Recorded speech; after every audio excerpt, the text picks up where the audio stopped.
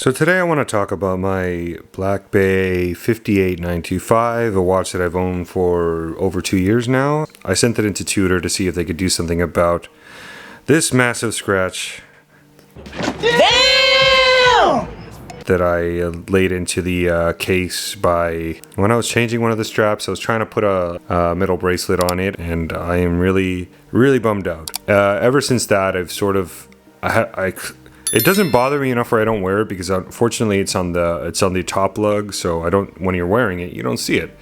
But when I do look at it, it really bums me out. So I've been trying to find a way to cover it up. What I landed on is I actually took the metal bracelet that I bought into a watchmaker to have them try to put it on the watch, but then he couldn't get it to fit, because apparently the lugs on the Black Bay 58 925 are slightly the holes or whatever for the spring bars are in a slightly different location. I mean, we're talking like probably off by half a millimeter, but enough to say that he said we would have to like bend the spring bar or something to get it to fit. And I was like, nah, don't worry about it. You know, it's silver soft metal, so I decided not to do it. I actually scratched the bottom of it a bit too, the case back, while I was trying to change but whatever. I mean, Tudor actually polished it and looks really awesome. Looks like it's brand new, which is great, but it cost me $190 to do that. I know, it's a lot of money. I didn't know it was going to be that much when I said do it.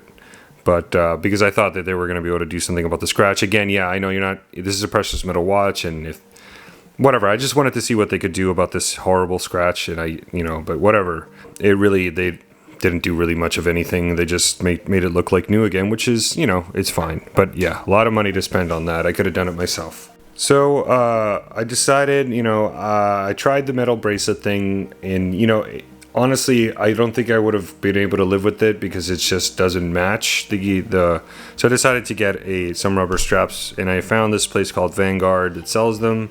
And there's like Rubber Bee or Vanguard, or those are the main ones. There's another one, I can't remember the name, but this is the least expensive one. So I went with this and this one here. So I'm not gonna do this myself. I don't want to run the risk of scratching my watch again, especially this watch. The metal is so soft that I would rather pay somebody to put it on. And my tool, I guess my spring bar tool isn't that good. If you have any recommendations for a good spring bar tool, put it in the comments. Happily check it out, because my tool is not very good. I think it's just a cheap Amazon one, and I'm looking for a better one. So if you have any suggestions, help me out on that. But yeah, the Vanguard strap.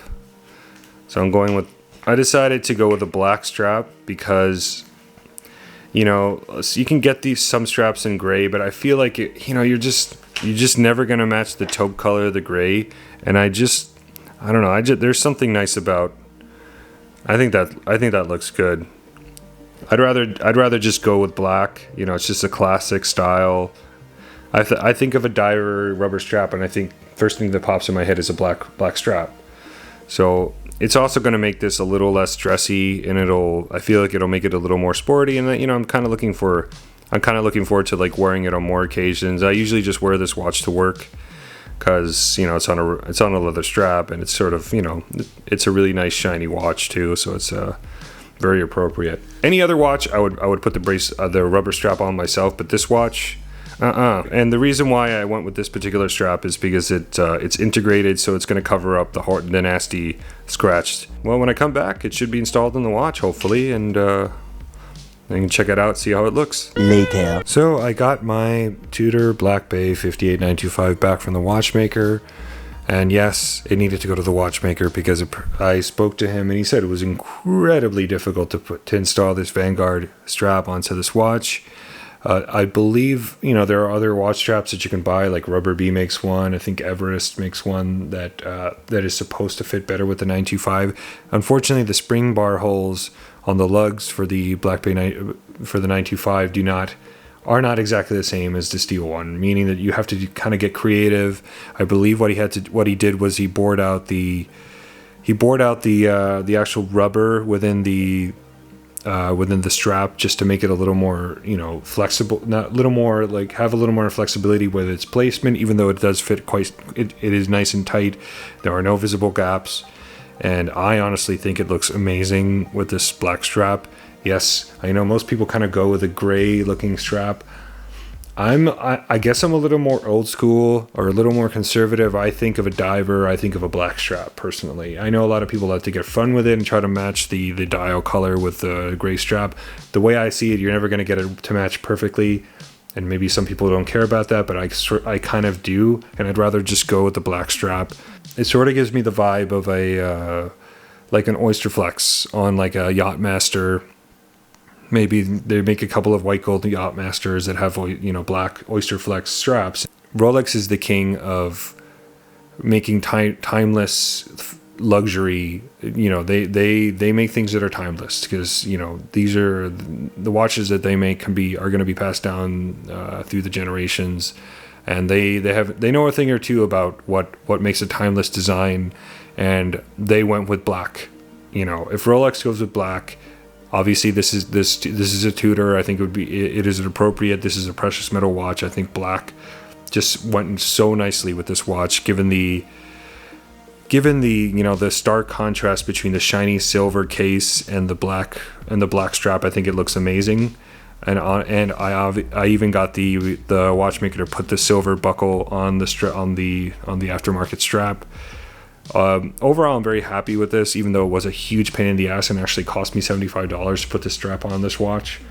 I know it's a lot of money, but I already scratched this watch once, and I wasn't going to take another chance. I just won it. I was like, nope, I'd rather pay the $75 and risk getting another really bad scratch. And in my opinion, it was well worth it, you know, for me to not to have, you know, put up with this thing. He said it took probably an hour to do for a professional watchmaker to get this thing to fit nicely, and I believe the end result it sort of speaks for itself. So overall, I think this is a high quality strap. You know, the rubber feels nice and, you know, pliable. It feels like arguably the highest quality strap that I own. I don't have a lot of rubber straps other than like my Arnie and my King Turtle have rubber straps. So maybe I'm not the best judge, but it really does feel like high quality. So this Vanguard strap is nice. It also has these kind of, there's like these little, I don't know, kind of like these little, they have these little retainers here to help keep this first, you know, I don't know, strap guide, you want to call it, you know, in place so it doesn't move around. I think that's a nice little feature that this strap has, and it is compatible with the buckle. I believe they all are. If I think they all would be compatible. So I was aware that the rubber B would maybe be less of a hassle to fit onto this watch, but I did see another video that they pointed out the fact that there was a lot more holes on the Vanguard strap, meaning that you had more options to get a better fit. So I definitely did like that. And when it was all said and done, this Vanguard strap cost me $126 with free shipping. So if you factor in the $75 that it took me to install it, I'm still coming in under what the rubber B. I think the rubber B was $220. So it still came out cheaper, and I did get the extra, you know, holes in the strap to get a better fit. So overall, I'm very happy with this. I'm not going to touch this watch again. This is the last iteration that I will do, unless by some miracle that Tudor decides to smarten up and make a silver bracelet for this watch. I swear to God, I would be the first one. I'll pay whatever it costs. You know, maybe up to a level. I think if they got it at under $2,000, I think people would buy it. I'm 100% sure that people would buy it, even if they increased the price. You can buy this watch on the leather strap or the NATO for whatever the retail is now. I think it's over $4,000 now. Or for another $2,000, you get it on the silver bracelet. I don't think silver is not an expensive metal. It is a precious metal, but it is not expensive. So I don't think it should be $1,000. You know, I think $2,000 is probably a doable price for that bracelet. But, you know, if you don't agree, if you think it would be more, then, you know, tell me why in the comments. But yeah, that's overall. I'm not going to touch this watch again. I am very happy with it. I can't see the ugly scratch in between the lugs anymore. So I'm a very happy camper with this particular strap here. And that's just give you a nice little wrist roll of my new strap and on my 92 Black Bay 58 925. I think it is a fantastic. This watch just fits so nicely. It is such a nice fitting watch. Whoever says the 39 millimeters is too small for a diver, I think you're wrong. I think it's a fantastic size. The 54 is a little more controversial in my opinion. That might be a little too small as a diver, even though I did try it on and I feel like I could pull it off. I think this is the perfect size for my wrist personally. There's a nice little wrist shot, and I absolutely love this new strap on my 925. But yeah, let me know what you think, and if you have any questions about it, leave a comment, and almost feels like a new watch. I absolutely love it.